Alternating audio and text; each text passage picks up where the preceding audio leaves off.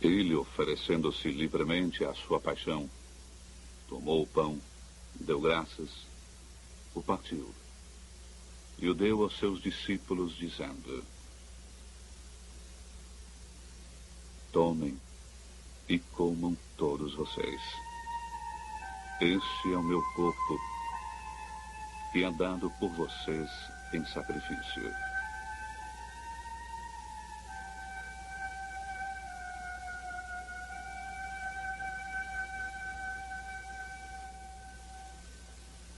Depois da ceia, do mesmo modo, tomou o cálice e deu graças. E o deu aos seus discípulos, dizendo: tomem e bebam todos vocês. Este é o cálice do meu sangue, para a nova e eterna aliança, derramado por vocês e por todos em remissão dos pecados. Façam isso em minha memória.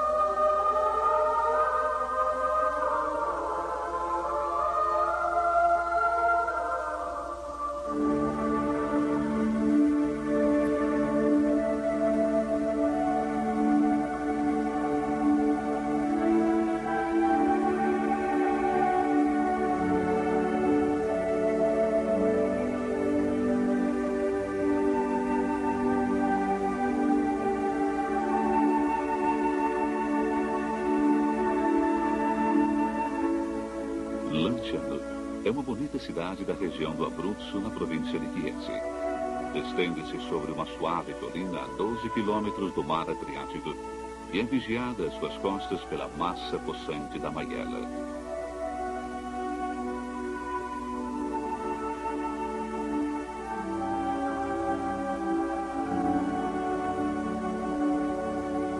Dentro dos seus muros são conservados interessantes testemunhos medievais, históricos e artísticos.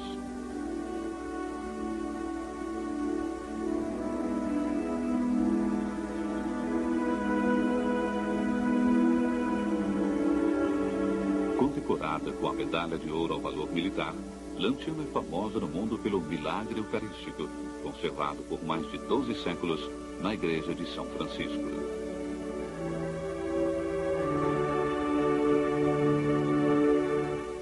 O evento prodigioso, segundo unânime e constante tradição histórica e religiosa, remonta ao século VIII. Uma epígrafe do ano 1636 assim narra o fato. Aproximadamente nos anos do Senhor 700, nesta igreja, então sob o título de São Legunciano dos Monges de São Basílio, um monge sacerdote duvidou se na hóstia consagrada estivesse verdadeiramente o corpo de Nosso Senhor e se no vinho o sangue. Celebrou a missa e depois de proferir as palavras da consagração, viu a hóstia transformada em carne e o vinho em sangue. Tudo foi mostrado àqueles que estavam próximos e depois a todo o povo. A carne ainda hoje está intacta e o sangue dividido em 5 partes desiguais tem o mesmo peso todas juntas que cada uma separada.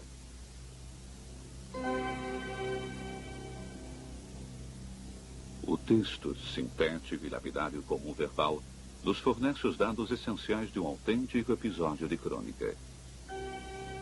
Estamos no século VIII, e mais precisamente, próximo do ano 750, quando, logo após o início da guerra iconoclasta, se registrou o aumento do fluxo migratório dos monges gregos para a Itália. O lugar do milagre situa-se na pequena igreja de São Legunciano, confiada a um modesto núcleo de monges basilianos, acolhidos como refugiados pelo povo de Lanciano. O protagonista humano do extraordinário episódio foi o monge basiliano, o qual, como nos é descrito em um documento de 1631, não muito firme na sua fé, literato nas ciências do mundo, mas ignorante naquelas de Deus, andava dia após dia duvidando se na hóstia consagrada estivesse verdadeiramente o corpo de Cristo e se no vinho se encontrasse o verdadeiro sangue. Ignoremos os dados pessoais do monge. Em compensação, podemos fotografar atentamente a sua imagem interior. Homem dedicado mais à ciência que à sabedoria, confiante mais na razão do que na contemplação, atormentado pela dúvida, dilacerado pela inquietude cotidiana, um homem surpreendentemente próximo ao homem de hoje, um rosto que nos assemelha extraordinariamente. O prodígio, mais do que na dúvida que o monge carregava dolorosamente no coração, deve ser buscado na condescendência do Pai do céu, e responde com um amor maior do que a perplexidade de seus filhos. O milagre aconteceu durante a celebração da Santa Missa. Concluída a dupla consagração, a hóstia grande e o vinho se transformaram improvisamente e totalmente em carne e sangue.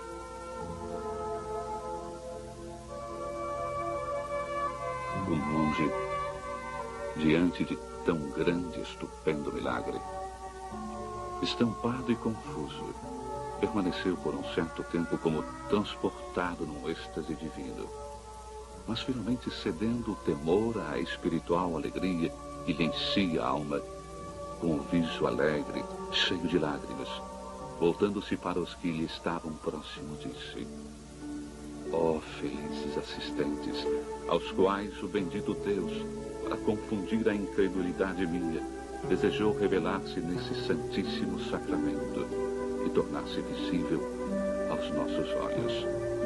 Venham, irmãos, e olhem o nosso Deus que se aproxima de nós. Eis a carne e o sangue do nosso diletíssimo Cristo.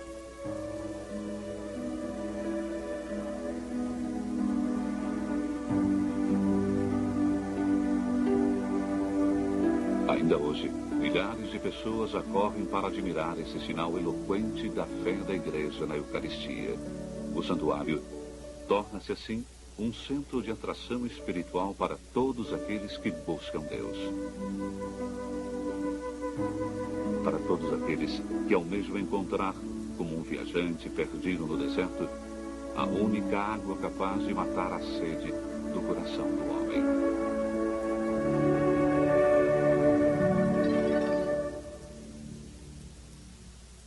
Na custódia do extraordinário prodígio, sucederam aos basilianos os beneditinos e, em 1252, os frades franciscanos.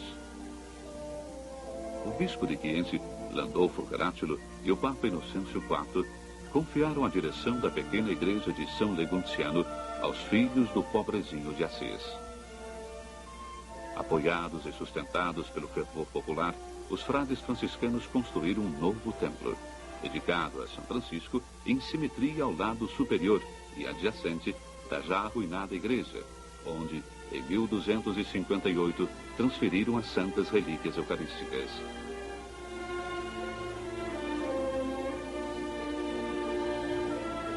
Sobre o terreno ocupado pelo pequeno mosteiro basiliano, construíram um convento mais amplo.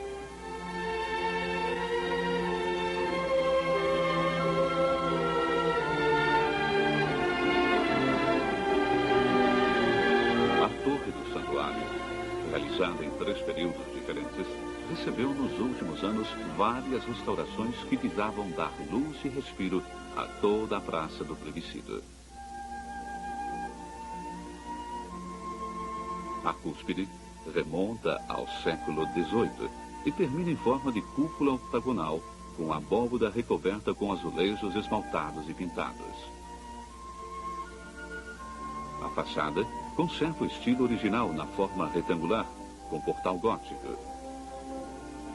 Por volta de 1740, depois de um desastroso terremoto, a parte superior foi reconstruída com pedras antigas ornamentadas com efeitos e relevos.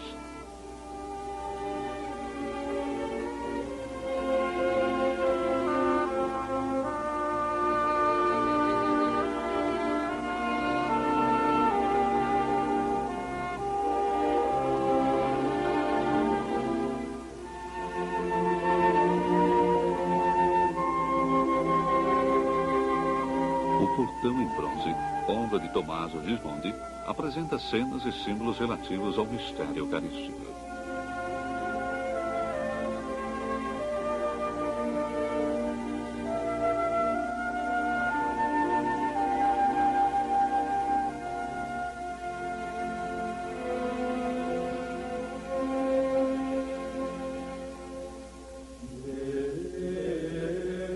Na sua origem, a igreja de São Francisco era de estilo gótico, um misto de elementos românicos e borgônicos.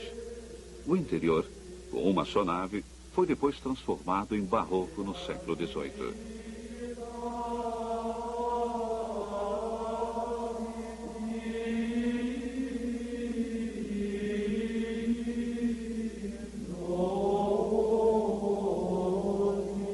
A arcada possui 3 afrescos que representam 3 famosas mulheres bíblicas, Judite, Esther e Raquel, obra de Teodoro Donato de Chieti.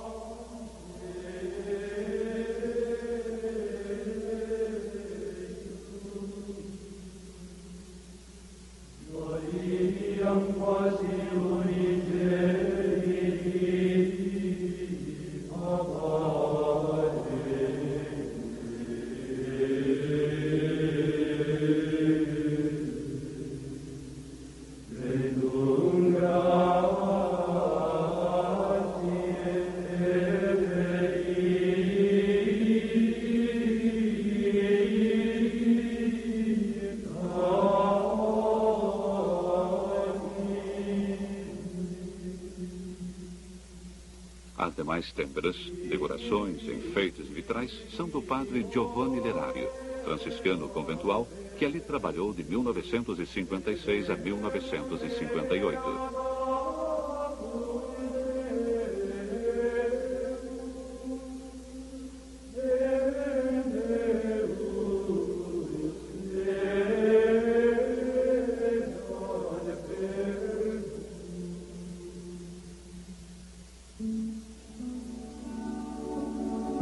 O monumento em mármore, que é o centro do presbitério, é como o véu e coroa das preciosíssimas relíquias, foi realizado em 1902.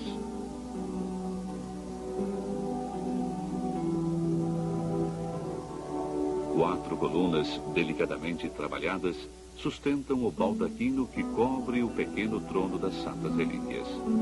Entre o pequeno trono e o tabernáculo, à direita e à esquerda, pode-se ver 2 anjos com as mãos juntas e numa atitude de adoração.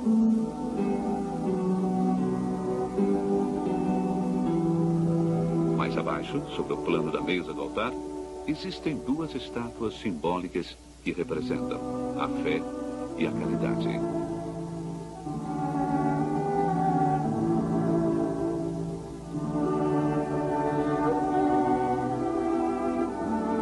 Precedentemente, as relíquias eram conservadas na Capela Valsecca. Hoje, é ainda possível ver a grade em ferro batido dourado que conservou a carne e o sangue por 266 anos. Naquele período, se podia admirar o milagre somente 2 vezes por ano. Na segunda-feira de Páscoa e todos os dias da última semana de outubro. Antes ainda, o prodígio era conservado numa capela no lado direito do altar maior.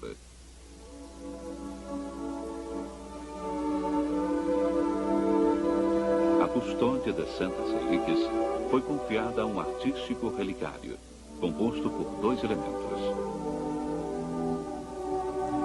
Um ostensório de prata de 1713, que sustenta a hóstia transformada em carne, e um cálice de cristal de roca, que contém os 5 grumos de sangue no qual se transformou o vinho.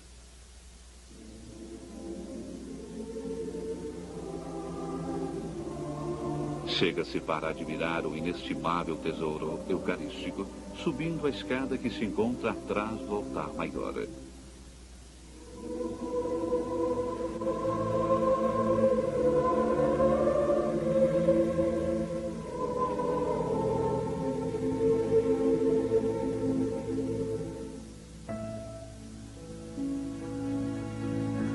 Nos ambientes do restaurado convento, encontra-se uma ampla mostra fotográfica que permite percorrer a história e a vida do santuário.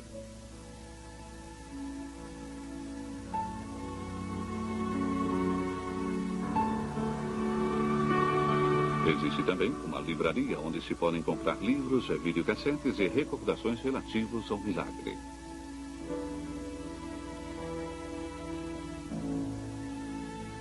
É possível ainda ver os antigos e afrescados locais de São Leguntiano, restituídos ao seu primitivo esplendor, mesmo se evidenciam os numerosos e irreparáveis danos sofridos durante os séculos.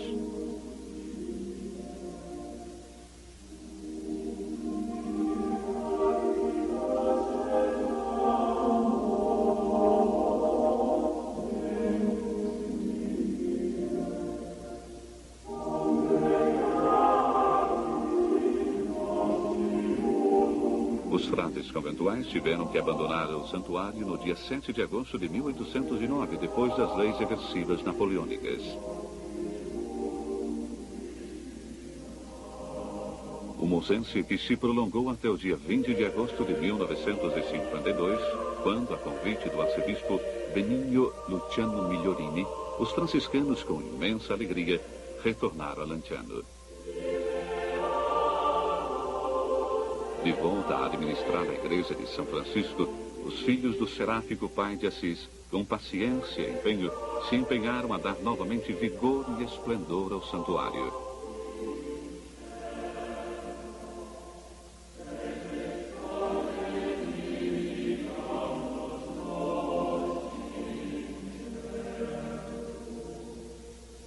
Com a palavra e a editoria, trabalharam para despertar na consciência dos fiéis a atenção, o interesse e a devoção pelo milagre. E assim, progressivamente, o prodígio se impôs como fenômeno de ressonância mundial, capaz de chamar a Lanciano pessoas provenientes de todas as partes do mundo. E tudo graças também ao reconhecimento científico, efetuado entre os anos 1970 e 1981, numa iniciativa dos frades, com o apoio e o consenso do arcebispo Pacífico Perantoni. A investigação foi confiada ao Dr. Odoardo Linoli, de Arezzo, professor de anatomia, histologia patológica, química e microscopia clínica. A carne e o sangue pertencem à mesma espécie humana.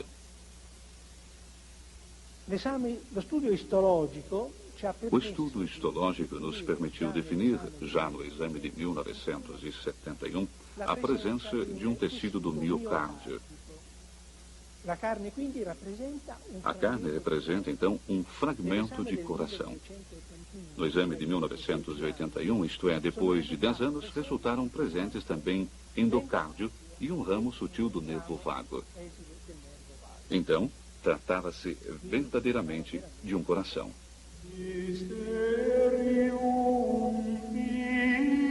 Os estupendos resultados médicos difundiram a notoriedade do milagre eucarístico de Lanciano, fazendo aumentar sem medida o fluxo dos visitantes e dos peregrinos. Não se deve esquecer também que o milagre foi muitas vezes, durante os séculos, objeto de acuradas verificações eclesiásticas.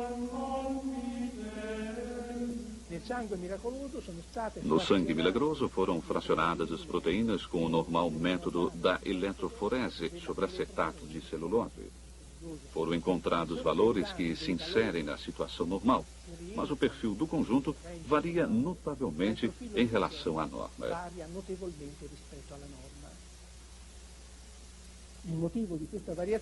O motivo dessa variação pode ser vista sobre duas ordens de fatores. Uma amostra de sangue para um normal exame de eletroforese não é aceitável depois de 3, 4 dias, porque os resultados que fornece seriam certamente anormais. Além do mais, o exame de eletroforese é realizado sobre o soro do sangue. E ao invés, o sangue milagroso de Lanciano representa um sangue inteiro. Resta considerar que o coração do milagre eucarístico de Lanciano, que nós vemos nesse fotograma aumentado, na forma de uma seção transversal de um coração normal, é caracterizado por uma única ampla cavidade central. E aqui somos seguros que existem traços de uma membrana, a chamada membrana interventricular. É como se o coração se tivesse retraído para a periferia, e na extrema periferia vemos esses buracos, que são 12, e que indicam a passagem de pregos. Consequentemente, nos vem a explicação que o coração, sendo um tecido vivente, foi o encontro da contração do rigor mortis, que acontece normalmente no coração do cadáver humano. Esse rigor mortis fazia com que o coração se fechasse, e então os monges o esticaram e o fixaram sobre uma tábua de madeira. Nessa altura, o coração, que deveria contrair-se de qualquer maneira, em qualquer direção, não podendo fechar-se em direção ao centro, se retraiu na direção externa, tendo como referência um ponto fixo, a parte periférica.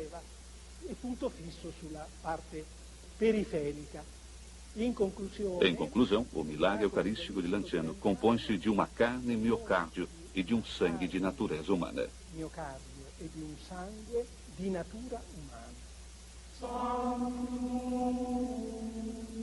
A ciência médica deu crédito assim de maneira rigorosa e inconfundível à voz da tradição religiosa e do testemunho histórico. O mistério cristão não é contra, mas além da razão.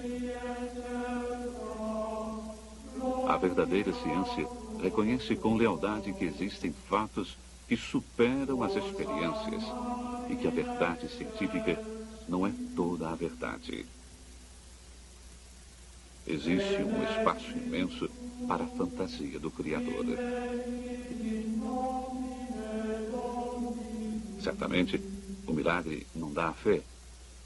Para na porta. Ultrapassá-la é próprio do impulso vital do acreditar. Com o milagre, Deus abre uma passagem no coração do homem. Cabe ao homem abrir-se a Deus ou fechar-se no seu inconsciente.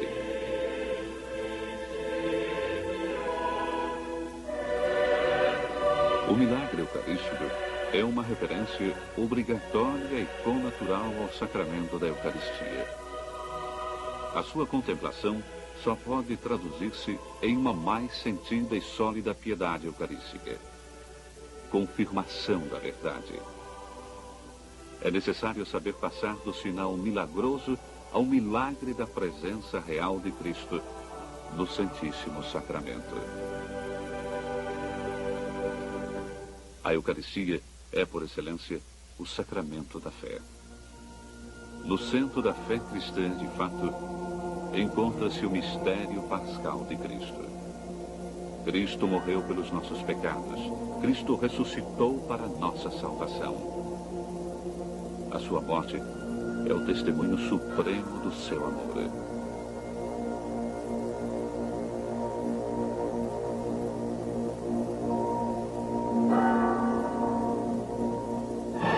A sua ressurreição é o testemunho da sua verdade.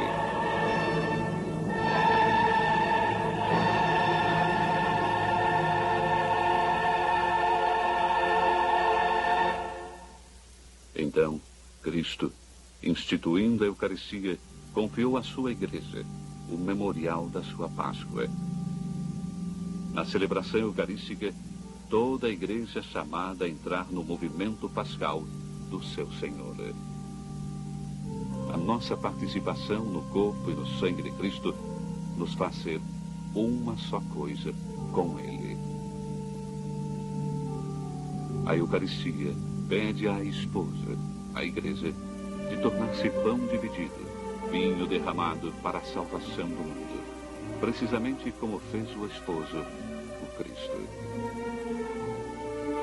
A Eucaristia leva o cristão a ser irmão de cada homem, numa comunhão sem exclusões, numa partilha sem fronteiras.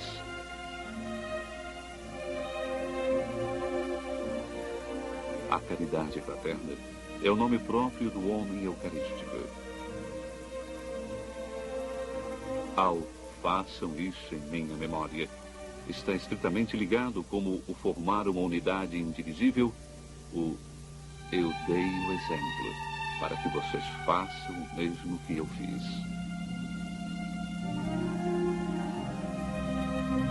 A liturgia, em particular a Santa Missa, é a primeira e indispensável fonte da qual os fiéis podem atingir o genuíno espírito cristão.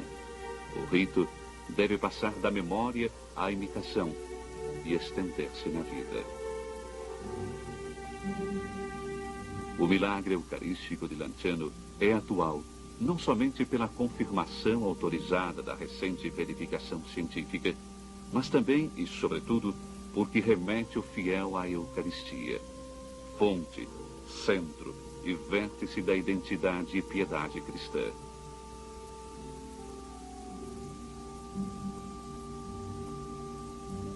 Na Santíssima Eucaristia, de fato, se encerra todo o bem espiritual da Igreja, isto é, o próprio Cristo, nossa Páscoa e pão vivo.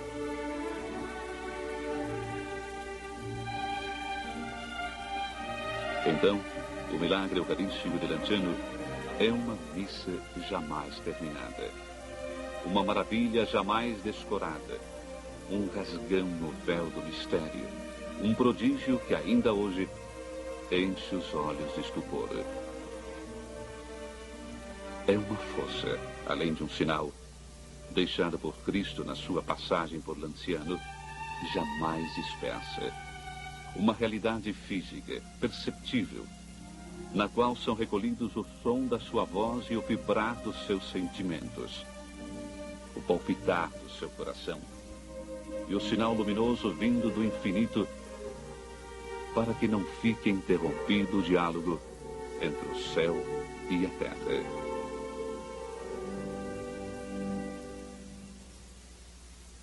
Há mais de 12 séculos, muitos homens das 1000 faces e nomes se dizem: vamos até Lanciano, vamos ver o evento que o Senhor nos deu a conhecer.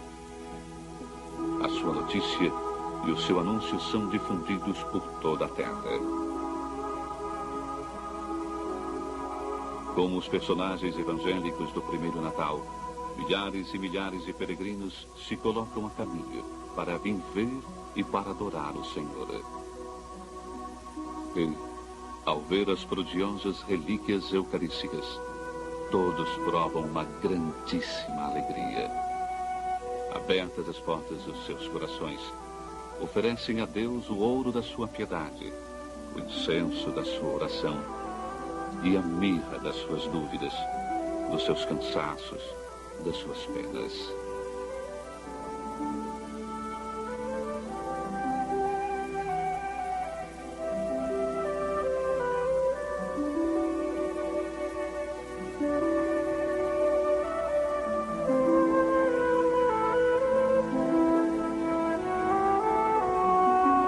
Então, retornam às suas cidades por outro caminho. O da fé viva, da esperança certa, da caridade perfeita, da reconciliação plena, da paz profunda, da consolação divina. É Cristo, de fato, o mediador entre Deus e os homens, a única luz para os caminhos incertos do homem, o único sustento para os seus passos vacilantes, o único futuro para os seus frágeis sonhos, o único refúgio para o seu pobre coração.